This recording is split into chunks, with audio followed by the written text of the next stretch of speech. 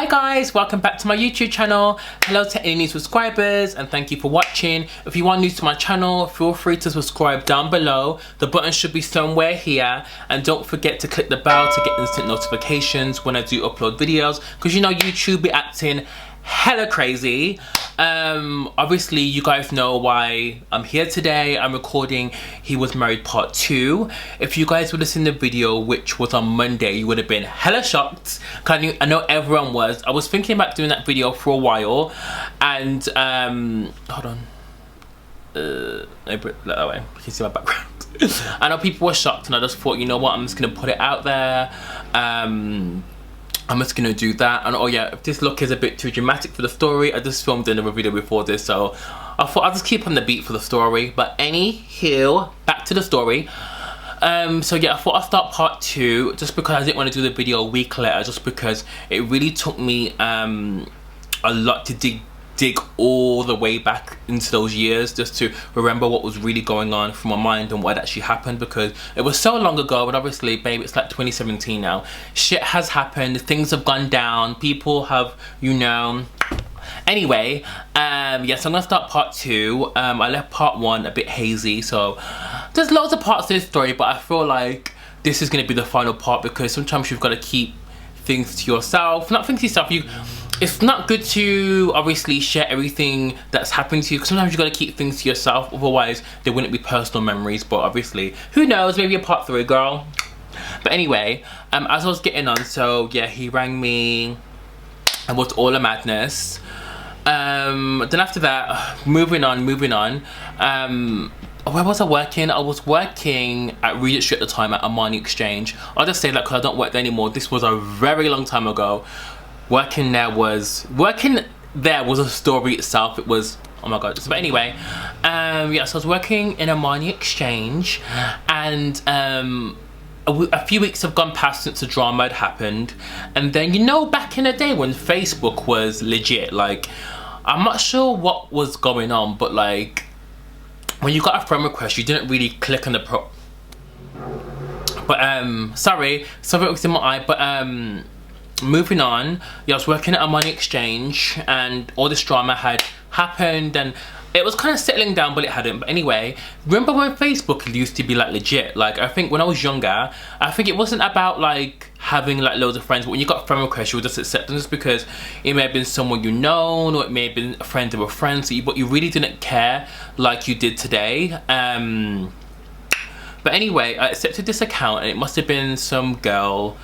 She looked familiar, but I didn't really check on her profile. And then I remember being at home, and I think I was watching X Factor. Was this the year when Ollie Murs was on there? I'm not sure what year it might have been, but I just remember. Hey guys, sorry, I don't know what happened. My camera just must have cut off. But I was saying, yeah. Anyway, I had someone add me on Facebook, and it must have been. I thought it was a friend of a friend, because I didn't realise, but at the time when I checked again, we didn't have any mutual friends. I think we had like one. It was like really random. And then anyway, I got this message, and it was like, hey Gary, how are you? And I was thinking, who is this? Like, I don't know who the hell you are. And it said she lived like somewhere, like I think it was Manchester. Then she was like, hey, I think I might have seen you around. I know you do freelance makeup. This is when I was starting to just do makeup work. I wasn't even like proper deep into it. I think it might have been on my Facebook profile. I might have said makeup artist somewhere else. And then she was like, I'm looking for a freelance job. And I was like, okay. And then at the time when I worked at Armani Exchange, my job was actually on my Facebook profile. So I'm not sure why I did that. You know, back in the days when people used to update where they work, but obviously no one don't do that no more, because no one wants to get their throat slit in central London, okay? But so anyway, she was like, oh yeah, looking for a freelance makeup artist, you come to Manchester or something. And I was just like, no, I don't really travel to Manchester. And because I was really starting out in makeup, I didn't really feel confident going up to Manchester to do some random girl's makeup. Like, who's looking to be on Crime Watch, please? Anyway, and after that I was like, okay, that's so weird. And then I must have been working, and then I was at the back. I remember this exact day. I was in the changing rooms downstairs in women's, and it wasn't a busy day, but it was kind of like mildly busy. And then I just remember this woman coming to the changing room and saying, oh hey, can I just try these 3 items on? But when she came up to me with like she had so much aggression on her mind, and I was just like, she was a bit rude. And then I was like, okay babe, yeah, try them on. I didn't really check them at the time because I was just like, whatever. I didn't really want to be on my exchange. It was an awful job, awful. Anyway, and then yeah, oh I think she might have been trying her clothes. Then she was like, excuse me, and I was like, bitch. And then she was like, can I get another size please? And I was like, okay, she's giving me attitude. And then I was like, yeah, what size do you want? And she was like, what size do you think will like be better? Should I go up or down? And I was like, does it fit big? Does it fit loose? And then she was like, it's a bit fitted. And I was like, maybe we should go one size up then. And then she was just like, and then she was just like, what did she say now? She was just like, oh, you look really familiar. And I was like, do I?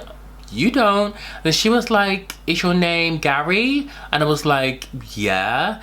And then she was like, I think I've spoken to her on the phone before. And I was like, I'm not sure how you would have my number. Like, do we know someone in common? And then she was like, I did speak to her on the phone last week.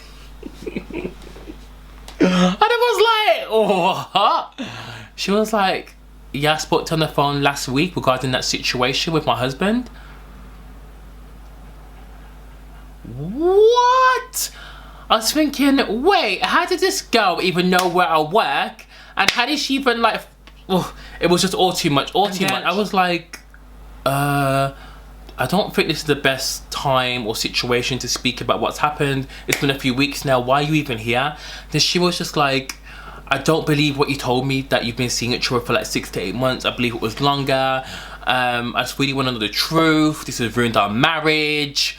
And I just thought, oh my God, my colleagues are gonna hear what's going on, my manager's gonna hear what's going on, I'm gonna get fired, she's gonna cause a commotion. And then I was like, hun, I'm at work, like, can we just not do it here? Like, it's too much. Like, you're in my workspace. Like, it's too much. And she was like, no, I just really want to know what's happened. I want to know now. She just started raising her voice, and I was like, fuck. I was thinking, I'm gonna get fired. I'm at uni. I need the money. I need the damn money. So I said to her, why are you shouting? Why are you shouting? And why are you even here? Like, why are you even here? It's got nothing to do with me. Like, I'm thinking, why are you coming to my workplace for when I'm not the one, I'm not your husband. Like, I didn't stray. Like, you know what I mean? You should be talking to him. Why are you traveling from Reading, wherever you live, all the way down to my workplace? Like, have you not got work? So I was fucking pissed off. And then she just started like raising her voice again, saying, I want to know. And I was just like, for fuck's sake. And then obviously people were looking, and obviously my colleagues came over like, what the hell's going on? And I was like, oh, nothing's going on, nothing's happening. So I said to her, like, honestly, like, you're causing a scene. Like, I'm at work now. If you want to speak, I finish at 8 o'clock. Obviously, it was like 4 o'clock at the time. So I was thinking, is this bitch really going to wait 4 hours for me to finish work? And she was like, yeah, it's fine. No, what did she say? She didn't say it's fine. She was just like, she said something really rude. I think she said, no, I want to speak now. Then I was like, I finish at 8 o'clock. I was like, if you want to speak then we can speak. So obviously she was like, whatever, and then just left her clothes in the fitting room. I think she got changed and walked out. And then I was like, shit, I was actually shaking. I was proper shaking, because I was thinking, how the hell did this woman find out where I worked? And it didn't clock to me. Guys, it was honestly, that was literally like one of the worst days of my life. Like, who knows what she could have done? She could have literally attacked me, you know what I mean? Like, it was just so fucked. And then it came to the my shift now, end of my shift. And then I thought, okay, this one's not gonna show up. So we'd all clean up the store, get ready to leave. And soon as I'm about to get our coats and bags to leave now, who do I see at the door? Who do I see at the door? So it was her now, and I was like, fuck. You know when you just finish work and you want to go home? I just thought, this woman just has too many issues. So anyway, I must have finished work, and she was there, and then she was like, obviously looking at me like, well, like, I was thinking, fuck's sake. So I thought, where did we go now? We went somewhere really random to just sit down. I think it might have been Costa or, where was it? It might have been Starbucks near Carnaby Street, actually. Was it there? It was some coffee shop anyway, and then we sat down. I could tell she was proper pissed off. Like, she was giving me like evils, like I just like literally stolen her newborn baby. It was just mad. And then she was just like to me. She was looking at me in the eye. She was like, I want to know what's going on. But I said, first of all, how the hell did you find out where I worked? Like I don't get it. Like, how did you find out? And how did you even know where to come and find me, what time? And then she was like, I got you on Facebook. And I was like, what? I don't even have you on Facebook. And she was like, I got another account. I was like, fuck. This is why you should never have where you work on your Facebook, because if someone wants to deal with you or fuck you up, they will find you, literally. So then I was like, oh, then she was like, how did you meet? How did this happen? How long? Did you have sex? Who fucked who? What's going on? Did he ever spend money on you? Then she was asking these draining questions where I just thought, I really don't want to be here. I was thinking in my mind, should I just get up and run? Well, she shouldn't be able to catch me because she wasn't overweight, but you could tell she couldn't run. And then I was just like, we met for an app or a chat room, I can't remember. She was like, well, you should be able to know. I was like, I felt like saying, sis, this was ages ago. Like, I don't have a track record of how we met. It could have been anywhere. It could have been a petrol station. It could have been the M6. But anyway, yeah, it was a chat room because it was when chat rooms were popping. And I was like, yeah. And then she was like, how did you first meet? And I was like, well, he came down to London because he said he had a business meeting somewhere near Knightsbridge, and then he wanted me to meet him after. And then I was just like, what else did I say after that? Yeah, so I wanted to meet him after, but I wasn't really on it because I didn't want to meet someone just so full on. I said I wanted it to be in a really public place. So we met at a bar in Soho. After he came to meet me, we hit it off, and we started meeting about maybe 3 times a month. And then she was like, where did he stay? And I was like, oh, he got hotels. And then she was like, where have you been eating? Did he buy you anything? And I was like, he didn't buy me anything in particular. And she was just, I don't know, I think she was just trying to dig deep just to really find out if we had both been lying, or I don't know, just to see if we're basically still seeing each other. Then she did say, are you still seeing him now? And I was like, honestly, no, I haven't heard from him since you called me right after you did. And obviously he obviously knows we've spoken. And she was like, yeah, blah blah. I was just felt like saying, I don't have to meet you, I don't have to even talk to you right now. I could walk out and be like, fuck off. You know what I mean? But I'm talking to you. So she was giving me attitude, so I was just a bit annoyed. But anyway, and to be fair, she looked really upset, and I did understand why she felt upset, but I didn't get why she was being so angry at me, or why she felt the need to travel several miles to try and find out the same questions I would have told her over the phone. Do you know what I mean? So after that, we didn't really have much to say to each other. So she sort of like walked out and I walked out. We went our separate ways, and then I didn't really hear from her again. And then this has been months now, and nothing had happened. I deleted her account that she added me on Facebook, and I went off Facebook for about a few months, so no one could really contact me. And these times Instagram wasn't really popping, so no one could really track you from Instagram. Snapchat was non-existent, so no one could find you on there. So I kind of kept a low profile, went up with a few friends, did what I need to do. It was still dawning on me because I hadn't seen anyone since him, so it was kind of like, oh, I don't really want to go into this whole relationship circle again. Like, it's too much drama. So I was basically just going out and just living, really, just living. And down the line, I get a WhatsApp message from a number I just didn't know. Hi, how are you?